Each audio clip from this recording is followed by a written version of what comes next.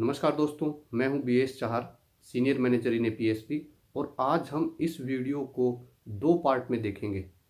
सबसे पहले पार्ट में हम देखेंगे एक जो न्यूज़ आई है अभी रिसेंटली बैंक की प्राइवेटाइजेशन को लेकर उसको, और उसके बाद फाइनेंस मिनिस्ट्री के डिपार्टमेंट DIPM ने एक RTI का रिप्लाई जो दिया है बैंकों की डिसइन्वेस्टमेंट और प्राइवेटाइजेशन को लेके उसको।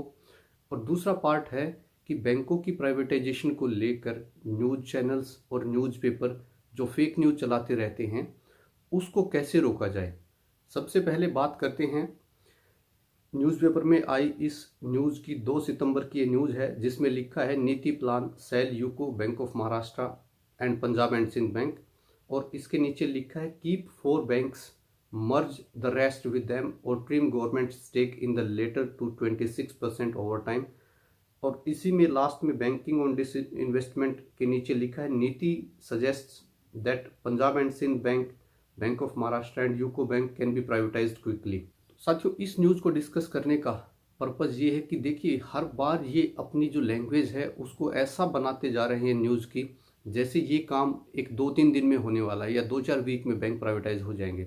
जबकि दोस्तों सच्चाई ये है कि अभी तक जितनी RTI नीति आयोग को डाली गई हैं वेरियस एप्लीकेंट्स के द्वारा, उसमें किसी में भी नीति आयोग ने एज ऑन डेट तक ये एक्सेप्ट नहीं किया है कि उसने प्राइवेटाइजेशन को लेके या डिसइन्वेस्टमेंट को लेके, बैंक्स की डिसइन्वेस्टमेंट या प्राइवेटाइजेशन को लेके कोई गवर्नमेंट को सजेशन दिया हो। ऐसा कोई प्रपोजल पेंडिंग भी नहीं है। तो ऐसा जब है एट प्रेजेंट, तो कैसे ये न्यूज़पेपर इतने इरिस्पॉन्सिबली ऐसी न्यूज़ को पब्लिश कर सकते हैं। अभी हम एक रिसेंट की RTI को देखेंगे जिसका जवाब government of India ministry of finance department of investment and public asset management ने दिया है। ये RTI मैं आपके साथ स्क्रीन पे शेयर कर रहा हूँ। ये आप लोगों के साथ सोशल मीडिया पे आ चुकी होगी। हमारे साथ ये हमारे एक व्यूअर अनिकेत जी ने शेयर की थी। मैं उनका बहुत बहुत धन्यवाद करता हूँ और RTI एप्लीकेंट का भी बहुत बहुत धन्यवाद करता हूँ। उसने बहुत डिटेल में पूछा है और उस डिपार्टमेंट से पूछा है जिससे RTI डाल के सवाल पूछने को लेके बहुत से व्यूअर्स बोल रहे थे कि हम बार बार नीति आयोग से पूछ रहे हैं, हमें दूसरे डिपार्टमेंट से पूछना चाहिए ऑथेंटिसिटी के लिए, यानी फाइनेंस मिनिस्टर से जुड़े हुए दूसरे डिपार्टमेंट से। सो ये डिपार्टमेंट डायरेक्ट फाइनेंस मिनिस्ट्री के अंडर आता है और उसी ने जवाब दिया है। मैं इसका क्रक्स आपको बता देता हूँ क्योंकि हो सकता है सोशल मीडिया पे ये सबके पास, सभी बैंकर साथियों के पास पहुँच चुका हो। इसमें एप्लीकेंट ने पूछा है कि 27 जुलाई को फाइनेंस मिनिस्टर ने कहा था कि 23 पब्लिक सेक्टर कंपनीज के जो स्टेक सेल की प्रोसेस है वो गवर्नमेंट कंप्लीट करने जा रही है, तो काइंडली हमें उस 23 कंपनी के नाम बताइए। दूसरा सवाल पूछा था कि कितना % शेयर डिसइन्वेस्टमेंट करना चाहती है इन कंपनीज में गवर्नमेंट। और तीसरा था कि क्या यूको बैंक का नाम इस लिस्ट में है। तो साथियों, पहले सवाल के जवाब में आप देखेंगे कि स्ट्रेटेजिक डिसइन्वेस्टमेंट के अंडर 26 कंपनीज के नाम इन्होंने बताए हैं जिनका स्टेक सेल की प्रोसेस अभी अंडर प्रोसेस है। दूसरे सवाल के जवाब में उसने बताया है कि मार्केट कंडीशन के ऊपर बहुत कुछ डिपेंड करता है, इसीलिए एज ऑन डेट ये नहीं बता सकते कि कितना % शेयर डिसइन्वेस्टमेंट करने जा रही है गवर्नमेंट। और तीसरे सवाल के जवाब में DIPM ने कहा है कि no information is available as DIPM has no mandate for disinvestment of public sector bank to date. यानी कि आज की डेट तक तो DIPM के पास कोई मैंडेट भी नहीं है पब्लिक सेक्टर बैंक्स की डिसइन्वेस्टमेंट का। सो वो इसका कोई इन्फॉर्मेशन अवेलेबल नहीं है, तो कोई बता नहीं सकता। यानी ये कहें कि यूको बैंक की डिसइन्वेस्टमेंट को लेके ना नीति आयोग ने कभी सजेस्ट किया है, ना DIPM के पास कोई मैंडेट है, ना कोई इन्फॉर्मेशन अवेलेबल है। सो ये सारी न्यूज़ जो अब तक चली थी ये फेक थी।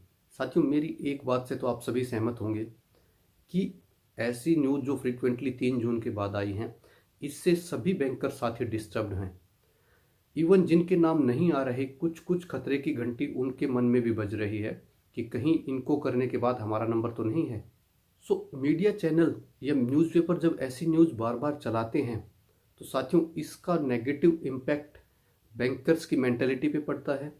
कस्टमर्स के मन में एक डाउट पैदा होता है कि जहां हमारा इतना लंबा बैंकिंग रिलेशनशिप रहा, अगर वो भी प्राइवेटाइज हो गया तो शायद येस बैंक की जैसी हालत हमारे बैंक की हो जाएगी, या हो सकता है कि कोऑपरेटिव बैंक की तरह एकदम से बैंक कभी भी डूब सकता है। उसके बाद कोई गवर्नमेंट बैकिंग नहीं रहेगी तो हमारे पैसे की कोई सिक्योरिटी भी नहीं रहेगी।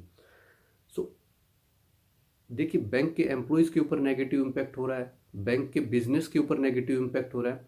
सो ऐसे केस में इन न्यूज़पेपर के और न्यूज़ चैनल के अगेंस्ट हम जो कुछ कर सकते हैं इनको ये रियलाइज़ कराने के लिए कि जो ये कर रहे हैं, ऐसी न्यूज़ फैला रहे हैं without any authenticity, without any responsibility, ये गलत है। तो आज मैं इसी को डिस्कस करने जा रहा हूँ। अभी हम क्या कर सकते हैं, और मैं गारंटी देता हूँ कि हम सब मिलकर अगर वो करेंगे तो ये न्यूज़ आनी बंद हो जाएंगी। इसके लिए साथियों बेसिकली हमें 4 काम करने हैं।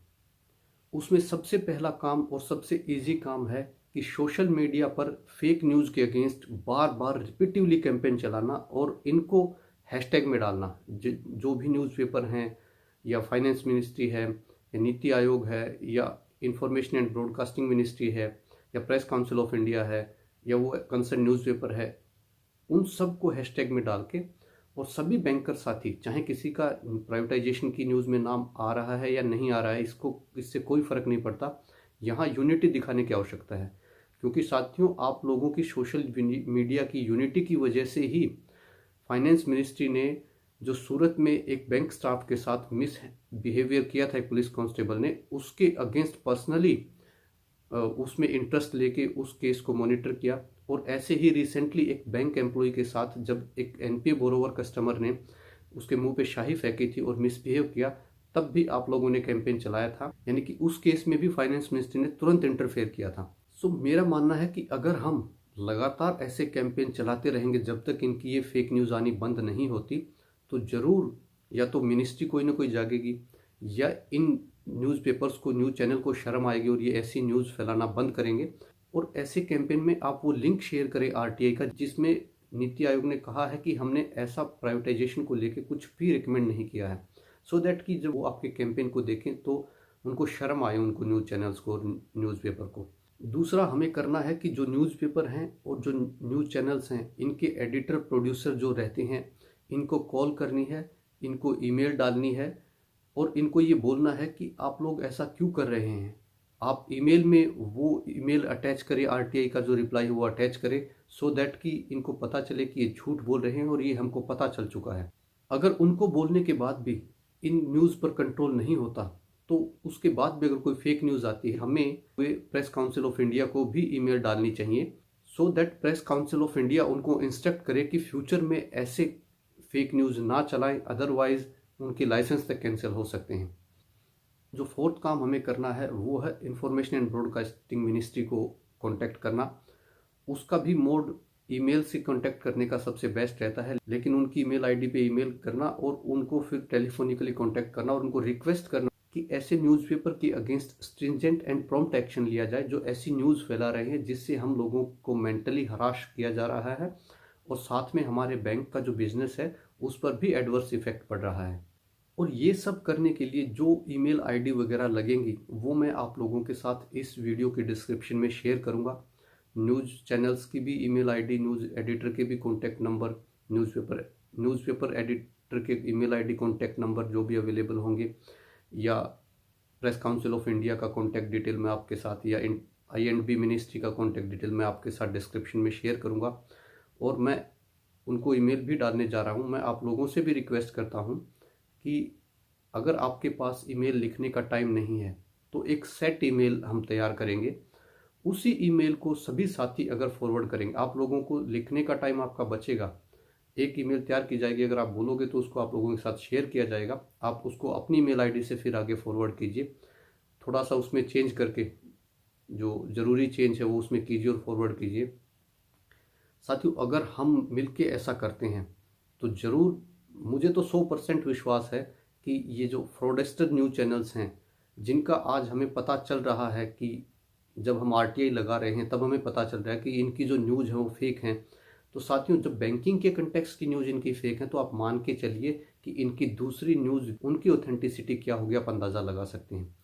इसका मतलब हम झूठ खरीदने के लिए पैसे देते हैं, इसका मतलब हम झूठ का सब्सक्रिप्शन करा के बैठे हैं और बहुत खुश रहते हैं इनको देख के कि हाँ हमें पता चल रहा है दुनिया में क्या हो रहा है। साथियों आज ये न्यूज़ चैनल्स वैसे नहीं रहे, इनकी जो रिस्पेक्ट है वो आज के कामों की वजह से नहीं है।